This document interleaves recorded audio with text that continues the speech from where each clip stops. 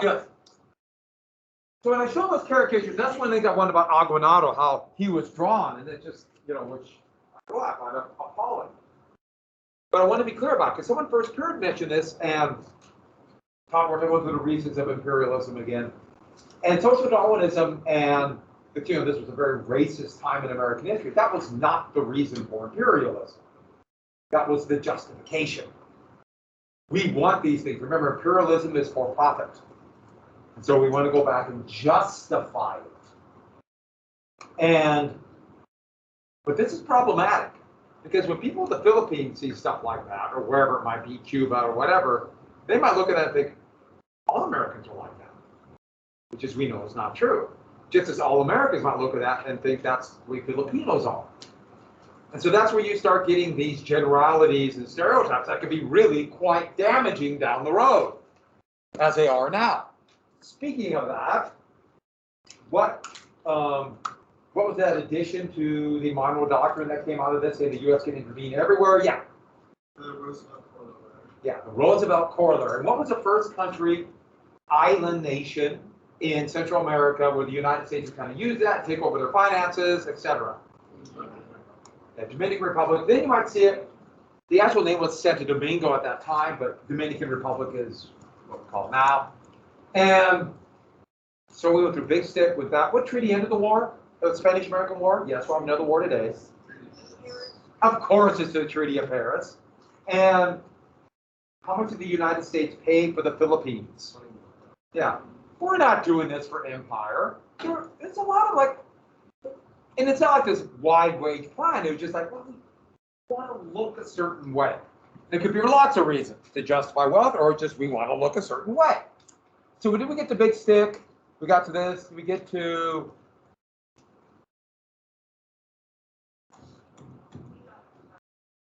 something came up. I know. And yep.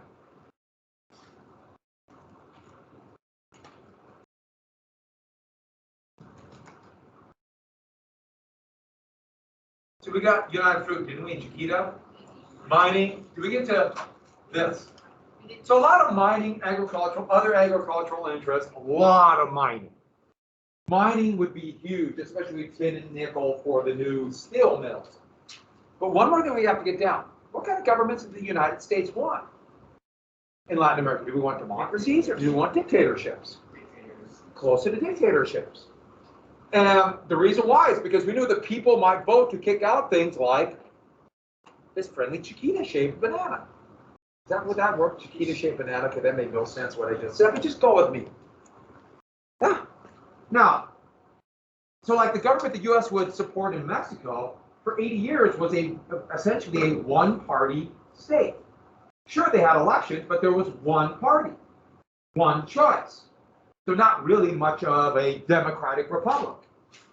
Now, the problem with this is eventually there'll be a lot of resentment against the United States. In 1959, it was Vice President Richard Nixon, for Dwight Eisenhower went down to Venezuela and Colombia. And the assumption was it was going to be almost like this triumphant trip of U.S. doing well in the Cold War, and economic growth. And this limousine was Russian attack, and they really thought he might be lynched. Vice President Nixon. And it just shocked people. Why are people mad at the United States, at Richard Nixon? Because a lot of people didn't know this part of the history. A good example of that's going to be so here are some of these are areas where they actually sent troops. And the thing about it is, the United States is going to invade Nicaragua. It says here 3 times, but it's actually going to be 6 times. They call them the Banana Wars. But they're basically for banks. But what is that telling Honduras?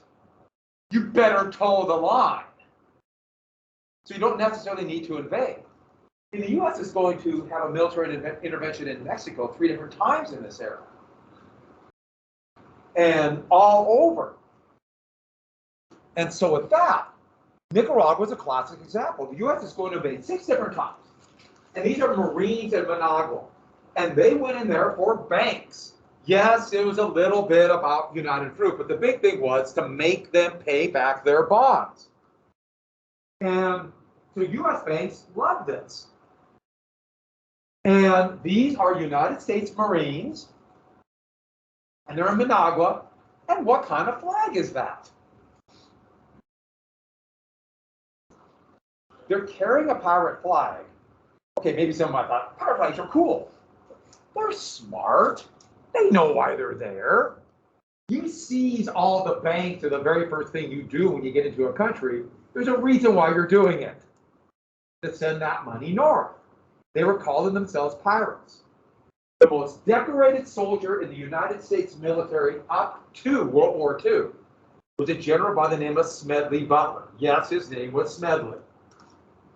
And he would write in the 1930s about this, because he got most of his medals, including the Congressional Medal of Honor, on duties like this, basic diplomacy.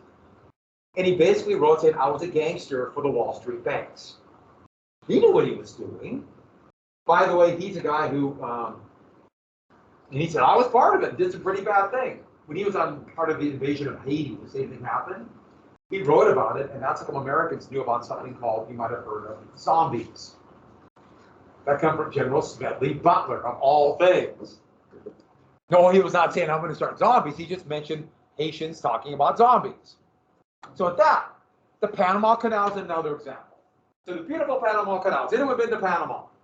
Anyone been to the canal? We had a couple people first period went through it. One person went to it, another person went had a cruise ship, and then they took like a boat tour on the canal. I would like to go. We could haul hop in a bus and drive the canal. You don't seem as excited as I thought you would be. Panama would be a cool place. There you go. Panama was still part of Colombia then. And I should add, there were no roads connecting Panama City to the rest of Colombia, so everything had to go by boat. Panama was probably going to break away someday. But you can see by that map and the number of miles it took to go around Central America, why this would be so important for shipping. But when the Spanish-American War hit, half of the U.S. fleet was in San Francisco, and the thought was they wanted it here as quickly as possible. Look how long it was going to take, over double the time. So then it became, we needed for security, the Panama Canal. Now there was talk about building a canal through Nicaragua, because Nicaragua has a bunch of lakes, but it's so wide. So Panama, the French started building a canal. So let's get to the French. But the French canal fell apart. They went broke. It was kind of a scammy corporation. The French and the British built the Suez Canal. Or Egypt. The Suez Canal, if you look here real quick, the Suez Canal is right here. But it's sand and flat, so they're just basically digging a long trench right here between the Mediterranean and Red Sea. Panama Canal goes up the continental divide.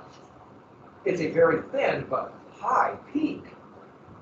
And so they have to make very elaborate locks. The French couldn't do it. This French company didn't have money. It's going to take the power of an entire nation. But Philippe Bonal-Varilla, he was working on the French in the Suez Canal Company. That went under. He stayed in Panama City and began to intrigue for a way he could be a part of the U.S. building a canal. He knew that could lead to money and power. Let me show you one more thing about the canal I always find fascinating. I almost forgot to say this. So I always think about the canal like going from the Atlantic to the Pacific, and I always think of going from east to west, like you're traveling west. Does that make sense? You're going from the Atlantic to the Pacific. But the way the isthmus makes a turn, to go from the Atlantic to the Pacific, you're actually going east. You go east and then back into the Pacific. That's one of those like weird little quirks of the way the isthmus turns. Once again, I'm interested by that, so you had to listen to that. Oh, did you like that? So the United States is going to offer Colombia about $10 million. It was up in the air about a yearly fee. Colombia turned it down. Their legislature, they had a very weak republic. A dictatorship's coming. But they had a weak republic, and they're like, this is highway robbery. They're stealing the canal. The United States will get the canal and charge incredibly huge fees to go through the canal. which is true. That's what the United States is going to do, charge shippers money to go through the canal. And so they turned it down. Roosevelt was furious. How dare they take away this canal? In fact, they're fuming about the canal and, we stole it fair and square. So here's the United States and the power of the U.S. Still not that powerful military, but growing, standing down little Colombia. And Colombia is trying to stand up to the United States. But Panama, there had been talk, no movement, but talk maybe Panama will become independent. And then, shock of all shocks, there's going to be a revolution in Panama. All of a sudden, Panama City rose up, put in a new government, and declared independence. There was a small U.S. naval squadron off the coast of Panama City. And the thing about that is, since Colombia can't there's no roads, any Colombian reinforcements to recontrol the part of their country would have to go by sea. And the U.S. Navy kept them from doing that. So the United States aided this rebellion.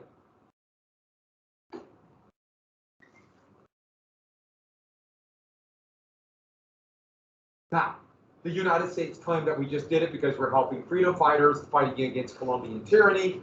Not quite that. We just said we're fighting for independence, and Panama wanted to be free, which, there's an element of that true. But we kind of gave up the game. When President Roosevelt wired down to Panama City to congratulate their freedom fighters on independence, he just had the day wrong and sent the wire 2 days before the revolution happened. Meaning, the United States was very much involved in this whole thing. We helped engineer a revolt. Panama became independent. And do you want to guess what Panama is going to sign away very quickly? I should add that, no, I jumped the gun. So, guess who became the new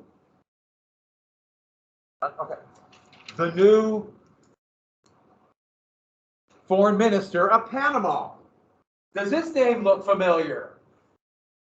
He became the new foreign minister, signed a treaty with Secretary of State Hay, and Panama gave the canal for actually a little bit more than what we offered Colombia. We gave them $250,000 a year, and we would later double that again, because we made so much money on the canal. And Panama ceded away part of their country to make it a U.S. territory for 80 years. It's going to be. So here's Roosevelt being in the canal. Once again, remember, he's a giant. New Panama dumping the dirt on Bogota, the capital of Colombia. That's kind of basic diplomacy right there in a nutshell. And it says a lot about intentions. I should add that Roosevelt was talking about the treaty, and Secretary of State Hay said, "You don't need to worry about niceties, Mr. President. You stole Panama fair and square." That's what his own Secretary of State said. Everybody knew what was going on here. And so with that, the problem was building a canal and making massive locks to get up the high mountains was much more difficult.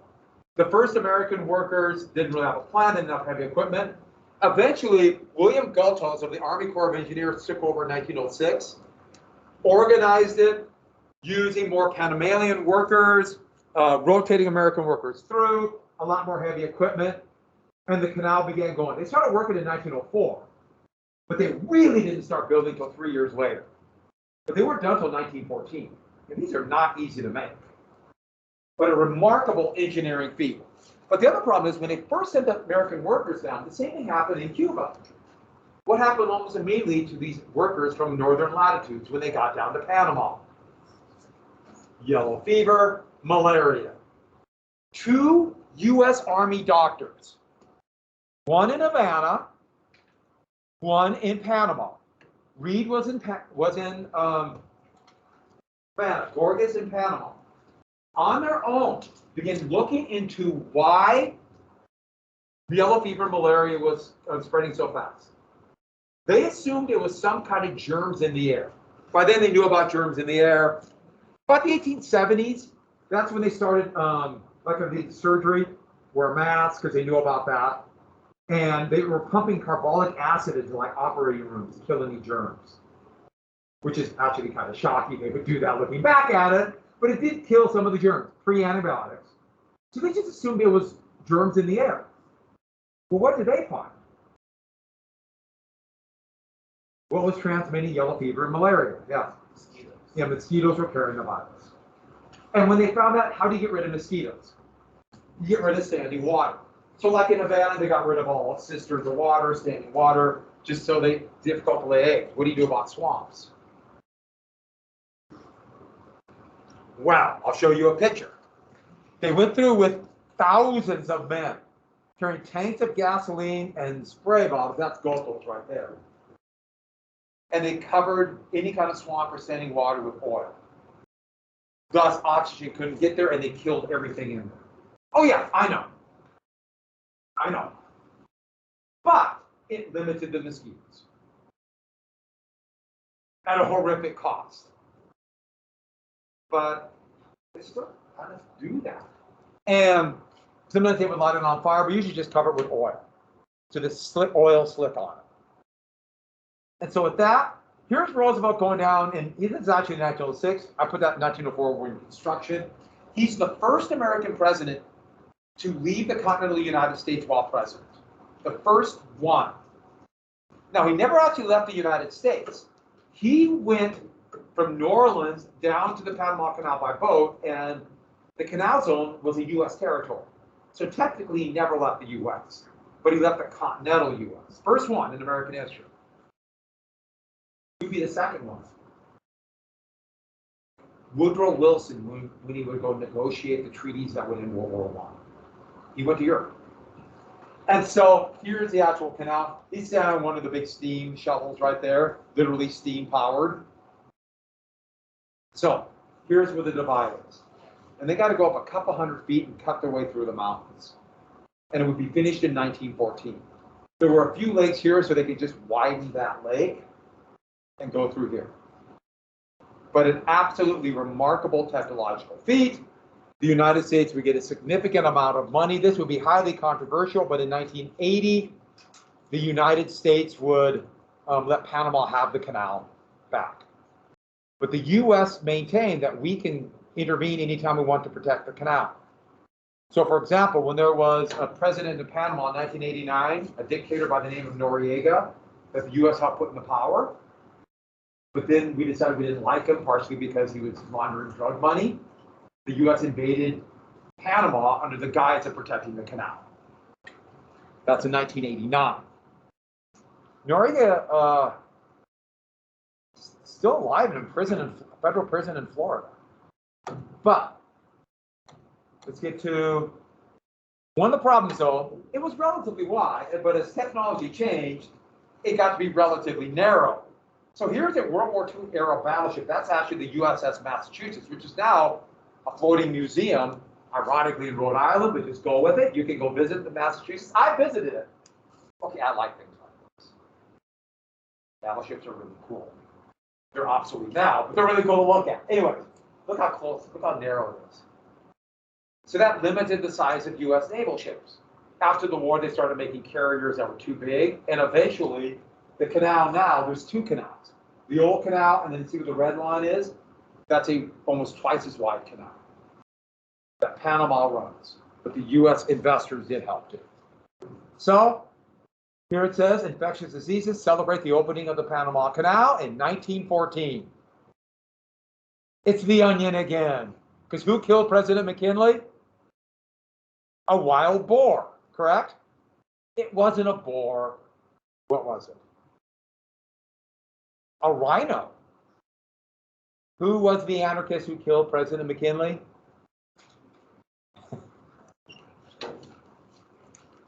I'm mispronouncing it a little bit, but I want to pronounce it like Zogos, but it's shocked.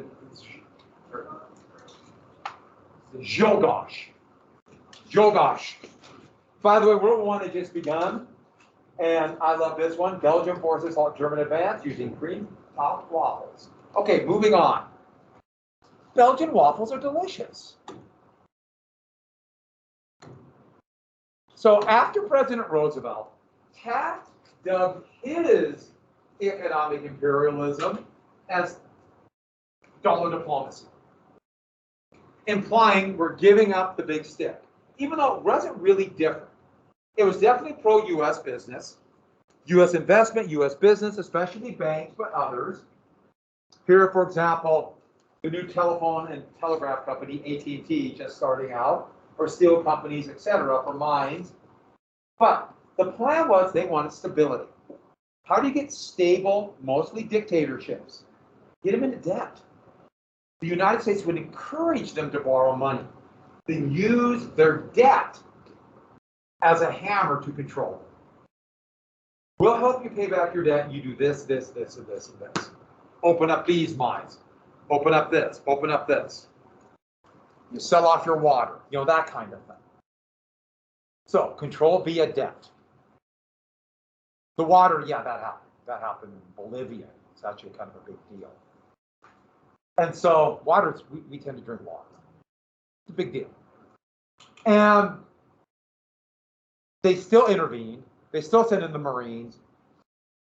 That policy would not change until Franklin Roosevelt became president. And he tried to encourage more independence and economic growth inside Latin America on their own. But after he died, the Cold War began, then all bets were off. And we will come back to that. Speaking of World War II, we should get to the Pacific while this is going on. So the Pacific, remember, one of the big things the United States wanted the Philippines to get into the lucrative China trade. In 1800, China was still an incredibly rich country. Of course, they were so big, they didn't bother to worry too much about building up their army. You know, the emperor didn't want competition in the army. And this will leave them vulnerable because Britain, France, all these countries, they wanted Chinese goods, and China would not take anything from overseas. We have everything we need. What product did the British find? Opium. They're going to fight 2 opium wars. They're literally called the Opium Wars, where Britain, France, and the United States helped in the Second Opium War to force China to open up. And everything went a 180.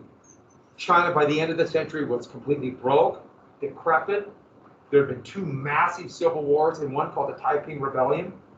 Do you remember the potato famine in Ireland? It hit China too. And that's really the Taiping Rebellion that's going to, it's estimated 50 million people. I can't wrap my mind around that many people. China became weak, and everybody was thinking about carving it up. And if you look at these other colors, that's British India and Burma. Yes, they got some trade deals with Persia, Iran. This will be issues down the road. We'll get to it. Oil, it's coming. French, they being kicked out in this place called, you might have heard of it, Vietnam.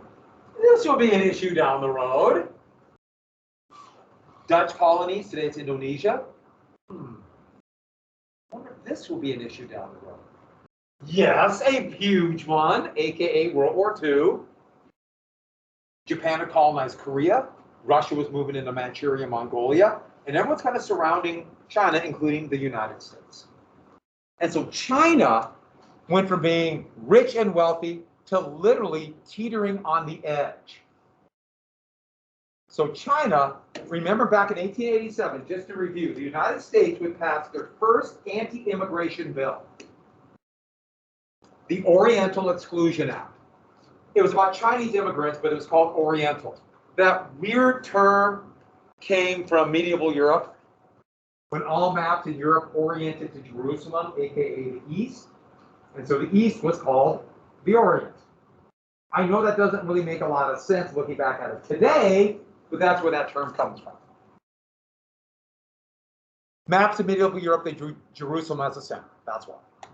And so, by the way, here's illusions of a wall, keeping Chinese out. Wall illusions that really became a big deal in the 2016 presidential election. They're old. This is not a new thing. This goes back 130 years. So it's that. But in 1900, the Boxer Rebellion took place. And that was against economic imperialism. All these European powers made China sign unequal treaties. Treaties that basically gave huge concessions to Britain, France, the United States. And Britain, France, and the United States didn't have to obey Chinese laws. Remember, the same thing happened for the American Revolution. They had a name for it, extraterritoriality. So you can imagine the Chinese were very worried about that, and colonies were expensive, but Europeans were thinking about it. But also there was an intense missionary activity. Beginning in 1880, especially from England and the United States, all of these mostly Protestant missionaries came to China. They were relatively unsuccessful, but they infuriated many Chinese who saw them as looking down on them. And so with the indirect support of the empire, they didn't want to do it on top. There became an uprising against foreign leadership or foreign control. Basically, it's anybody who was foreign. And it started in secret little groups masked by martial arts groups. So learning how to fight. One of these groups in a town called Guangzhou today, but back then the British, and I learned it as Canton, thank you British. It was called translated as the Peaceful and Harmonious Fist. Now the British didn't understand this weird kind of fighting, but the British boxed. So they called them the Boxers. And that's where we get the term the Boxer Rebellion. You know, the British saw these people and they're fighting with their hands, they're boxers. And they rose up and started attacking foreign businesses, missionaries, government officials, killing a lot. A bloody, horrible attack trying to drive the foreigners out. They included, there was an embassy legation in Beijing that they actually besieged. It was kind of a walled area where all the foreign embassies were for 55 days. This became known in history in the West, in the United States. I learned it as 55 days in Peking. Yes, once again, that's how the British pronounced Beijing. And that's how I learned Beijing. It was Peking. And I remember when they switched, it took me a long time to get used to it. But Beijing is much closer to the way it should be pronounced, and I tried.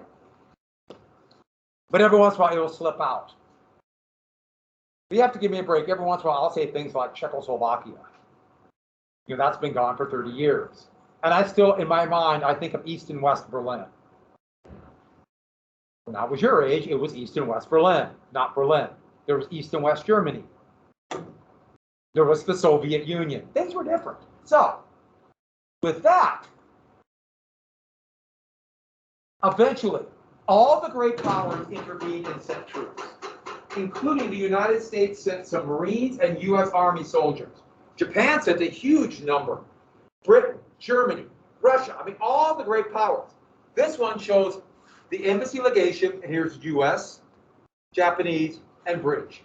And with superior technology, they routed the Boxers and liberated the embassy, absolutely humiliating the Chinese, humiliating them.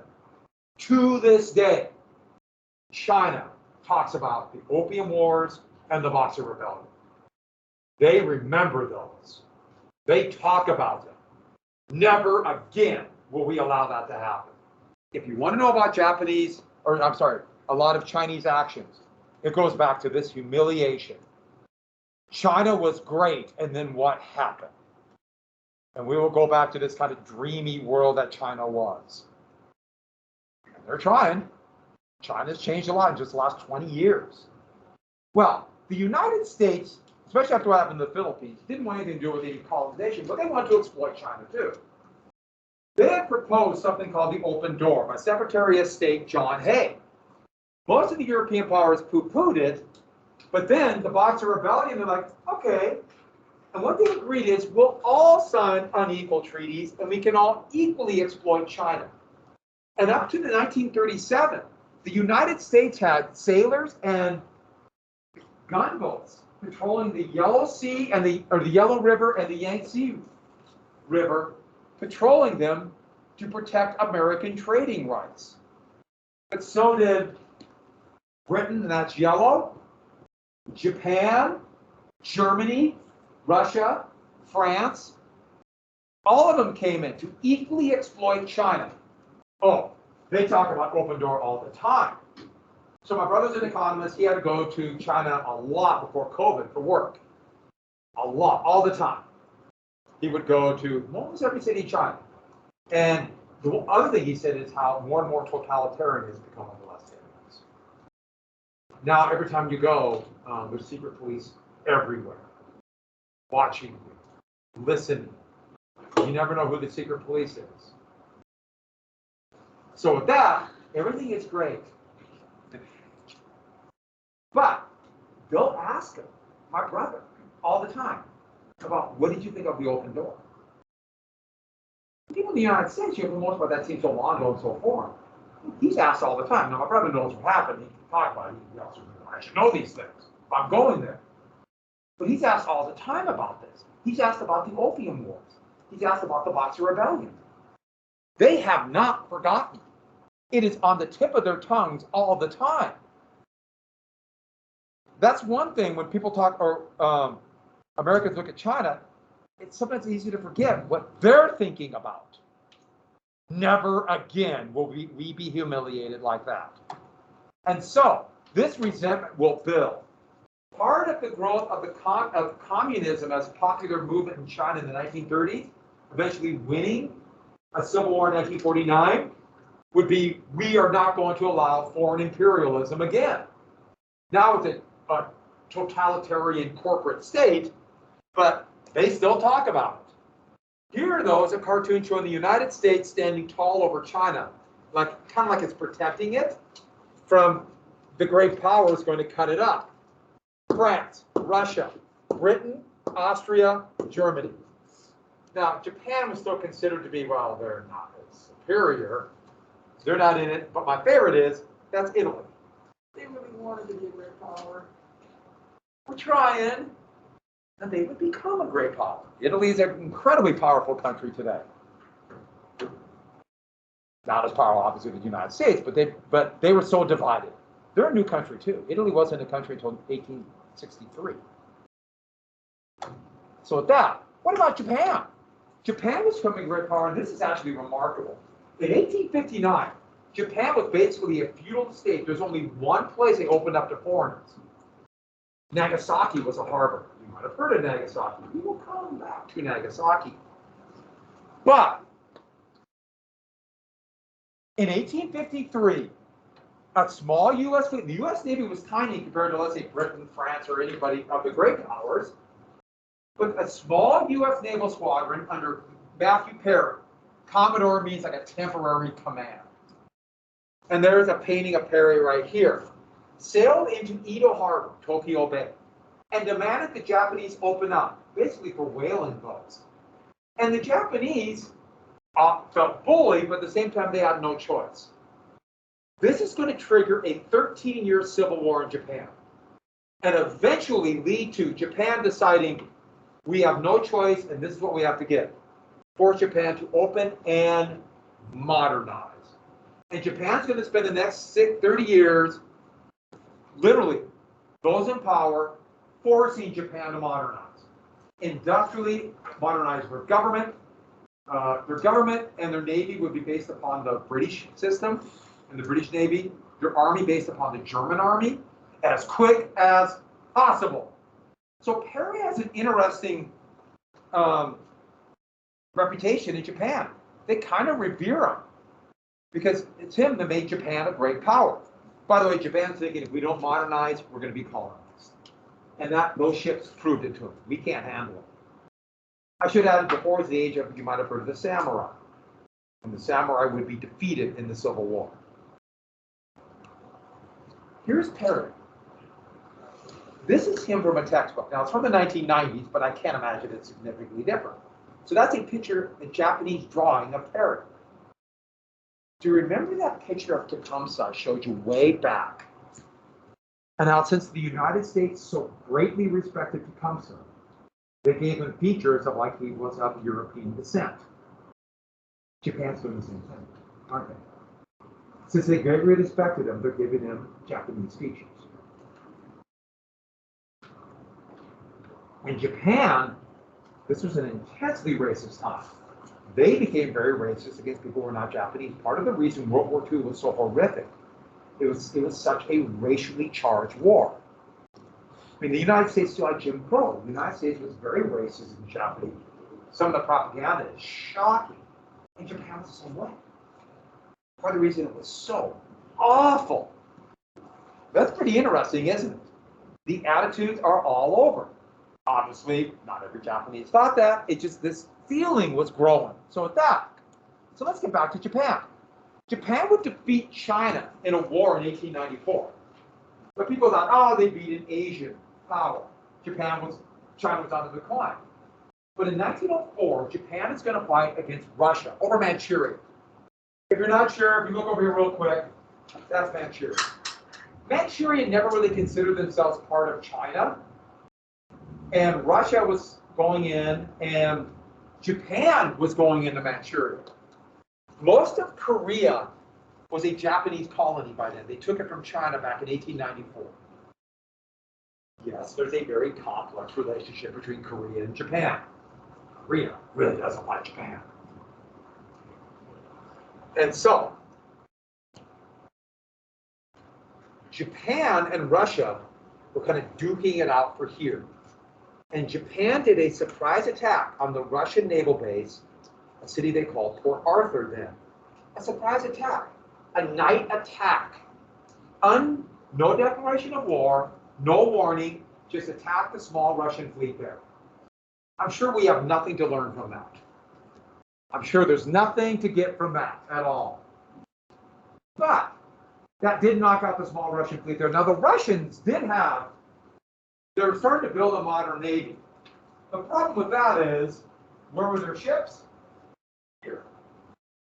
That's a long ways. Now,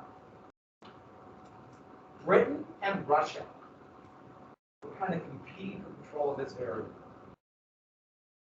And so Britain had allied herself with Japan, which is kind of weird to think about. That was the only ally Britain had, Japan, at that time. France and Russia were allies because they feared what European country? Germany. So those are the sides. Now, Britain and France didn't enter the war, but they helped. But most people in Europe thought, okay, they did their surprise attack, but Russia will steamroll. In fact, their army was called the Russian Steamroller. They thought they would win. But Japan was able to win a series of battles and siege Port Arthur. These battles were horrifically bloody. They devolved into siege war. Modern weapons not only killed and maimed so many more people than they thought. It was also so much more expensive. The realization hit by a lot of people. Let me rephrase that. The realization should have hit. War is going to be so much more awful than we even imagine. What did they really learn? We should build more weapons. Yes, we're coming to World War I. A bloodbath. Port Arthur fell. Japan won. But in humiliated Russia, leading up to what's called the Battle of Tsushima, they're going to send their entire fleet all the way around. It's going to take nearly a year to go all the way around here to try to salvage some kind of victory. In fact, Russian ships were so anxious that when they were sailing here and saw some Dutch fishing boats, they thought it was Japanese ships using Britain as a base and opened fire and sank a half dozen Dutch fishing boats. Britain almost declared war on them for that. This is also one of those, I can't even imagine history if that would have happened, but they got right to here and the Japanese fleet was waiting for them. And in the most decisive battle, maybe naval battle in history, the Battle of Tsushima. Here's a shot of the Japanese fleet blowing away the Russian Navy. A decisive, changed everything. Victory. This will reach a civil war and the beginnings of the Bolshevik Revolution in Russia. It's coming. Russia is going to not want to be humiliated again. That hopefully to World War I. All this stuff is going to happen, but now Japan. They're not just a growing power and kind of like to many Americans, oh, almost like a nuisance in the Pacific. They're now a great power and a threat with a powerful navy. I know some of you are thinking, but I want to know more about that battle. I have this easy to follow map to show you exactly what happened. This should sum things up pretty easily, right? We're good? That sums it up. This is where the Japanese fleet crossed the T. Maps and naval battles really make me laugh. Because why even make the map? Well, here's a couple cartoons showing how things have changed. First up, here's little Japan knocking out big Russia. The French in their corner, the British in their corner. Actually, it's kind of weird. Think about Russia and Britain were Russia and Britain were enemies. Germany won't do something stupid to push those two together. No. Here's one implying, see the Russian bear knocked out? Look at Japan. Japan is now in charge, and implying that this weird Asia for the Asiatics, like now Japan and China will come together. No, that's not going to happen. But that fear of perhaps a new Japanese threat. The treaty would be signed in Portsmouth, Maine. Teddy Roosevelt got a coup. It's not in Paris. I think you can see why, because of Paris' connection to Russia.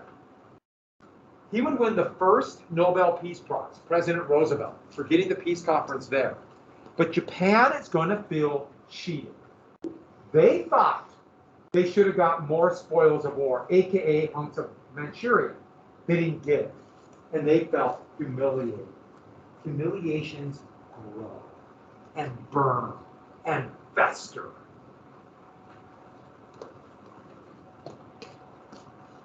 If you're humiliated, whenever you understand, I think, what I'm talking about. And soon Japan will be known as, this is a term actually the Kaiser of Germany is going to use, the Emperor of Germany, the Yellow Peril, a growing Japanese threat expanding out into the Pacific, where America, France, the Dutch now are not strong, but wealthy, and the British. The Yellow Peril. And here's a cartoon of it. Don't worry about that one here. A lot of elements involved in this one. Taking over the Eastern Hemisphere. Well, in 1908, Japan is going to make an agreement, and many Japanese felt coerced into limiting immigration into the United States. So this would be the second immigration restriction. And here is in California, and this is actually during the 1920 Depression after the war, telling Japanese immigrants, don't stop here. And there's going to be a growing hatred, distrust of Japanese immigrants, just as there were of Chinese immigrants. We're getting up to 1942 and internment of Japanese. A lot of Japanese immigrants went to the Hawaiian Islands. A lot did. As Japan modernized, a lot of their small farmers went out of business. Japan kind of thought, well, we got too many people. Let's help them go. Japan agreed to it, but felt humiliated. And then in 1907, President Roosevelt is going to send around the world the Great White Fleet. The new modern U.S. Navy, painted white because of peace. And it's going to make a worldwide tour. Basically, this is Roosevelt's way of saying a combination of the U.S. is now on the world stage. But also, look what I did. Look at my fleet. Now this picture is the next one. Here are some of these ships. Anybody want to guess what fuel they're using? Not really going to hide, are you? They can see you coming from 30 miles away. Oil is going to be such a big deal, but I'm sure nothing will come out of the oil issue. So, United States, you have to write this down, but United States is world power. It's a clever cartoon, isn't it? But Roosevelt standing on the world stage. And what I like about this, big stick, new nationalism, which we'll get to, and all these countries now coming to the United States. But that ends, not completely, but ends the unit on imperialism. The end. Okay, I enjoy that image a lot. I wanted to use it, so I used it here. By the way, good way to end a movie, isn't it? We're safe. Oh, okay, so that. Everybody write down the new unit, the progressives. The progressives, the movement was happening just like during the imperialistic movement. The progressives. And there are people who call themselves progressives today. Yes, they have many similarities. Just like people, with the populists, there's some that aren't, times change. See it. And here's President Roosevelt dealing with monopolies. And what we're talking about, the characteristics of the progressives, and this is the last thing for today. These are mostly middle class, unlike the populists. And the reason why we're doing it right here, I was just going to skip and bounce around, but one of the things the progressives want is they want to reform. Oh, let me get this last part. These are middle class reformers. They like capitalism. They're benefiting from it. They just want to save it. They think capitalism is going to destroy itself. The inequalities will lead to either authoritarian dictatorships, the term soon will be called fascism, or socialism or communism. So one of the things they thought, we have to reform capitalism. Because capitalism has how they treat workers, but also the products they're putting out. This is what monopolies are doing. Thus, you read about some of these products. Some of the food you read about in the jungle, and those other excerpts. And the reason we talk about that is, this is a good way to give you the progressive argument for regulation of capitalism. Because almost all of us, I guarantee you, eat food at some time. I've eaten food this last week. Who else? I like food a lot. I think I mentioned this on 45,000 calories a week. I just eat 5 or 6 pounds of sugar every day. Just have a funnel. God. And then the occasional. But not enough calories in that.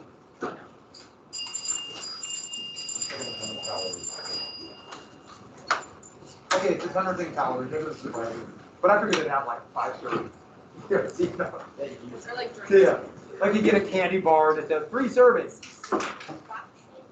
Or a bottle of Gatorade. Those are my favorites.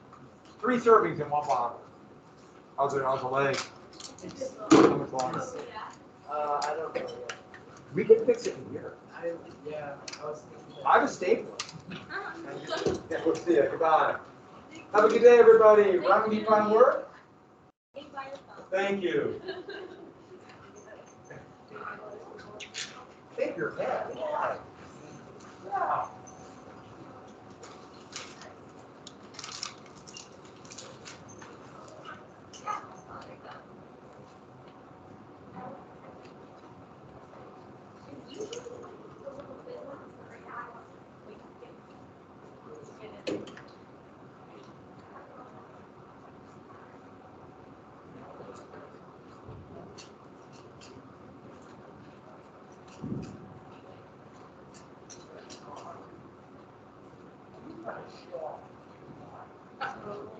Got a second hand. Or a barrel ball. It's kind of whatever. I like it. See you in the newspaper?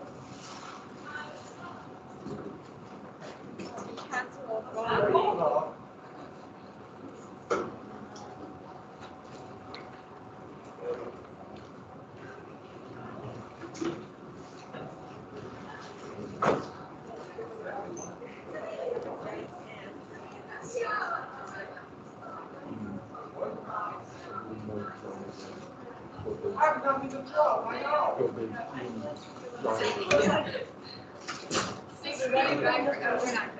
That doesn't look good if I move when you flinch. It looks like something really bad is going on. I thought about it. I took some quicker reflection and I realized it would probably last a long time. How long? Guys, thank you for buying a ticket from me yesterday. Way longer. I would not have gone into the game hands down. No way. Physically maybe not, but in every other way. Dude, I don't know what food to eat, what food to save. You would probably eat a salad and like die like food poisoning. Like you can't just eat any food. Each of us would last on the street. I was last Oh, yeah. No, hands down. Catherine, you would literally die.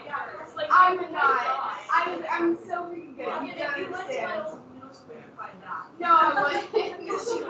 No, I'm really good. No. You would think someone's being nice to you and then they'll kidnap you. No, I won't trust them though.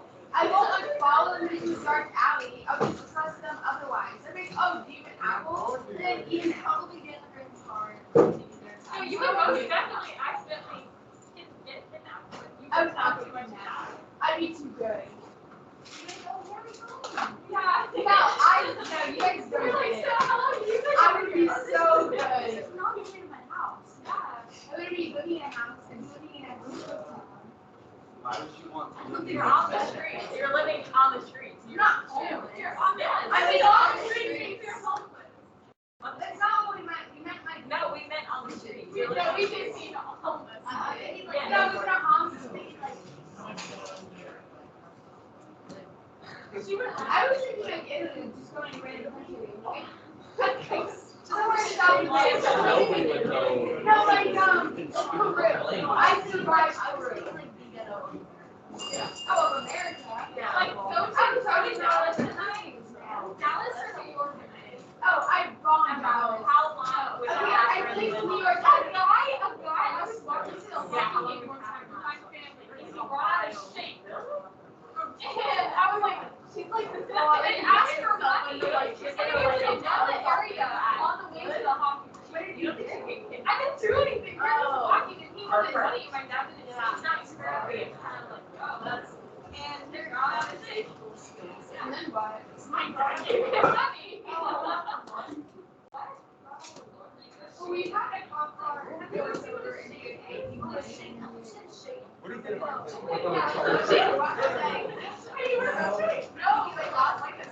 No, you guys, maybe in America it's different, but abroad, You don't speak their language. that's the thing. No, He's going to travel.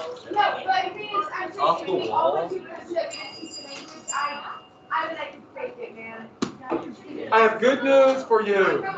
Oh, what is it tomorrow? Thursday. Thursday, yes, Thursday is due tomorrow. Huh? Tomorrow will be food day. Hot dogs for everybody. Oh, It's food, okay? I know it's bad. actually, well, I've not had a hot dog for a very long time, but you go to like a baseball game. Hot dogs. Dave Vernon the last time I had a hot dog. Who's had a hot dog in the last 3 months? I totally had a hot dog just said. I don't know. They're relatively cheap. When I was in college, I had a lot of hot dogs. My uncle said that he gets free hot dogs for sometimes sons in college. He said that he survived off them for a month. I'm trying to ride though. It used to be called Super America, but the holiday store near where I went to school in Billings had 3 hot dogs for a month. We ate a lot of those awful, because you know they were the cheapest, Yeah. vague, petroleum-based meat. All right. So on that note,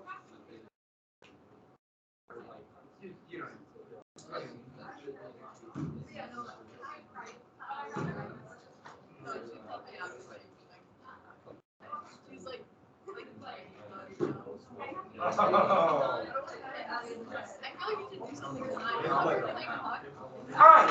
So what did we get to yesterday? We get to oh, we're still filming this. We filmed before the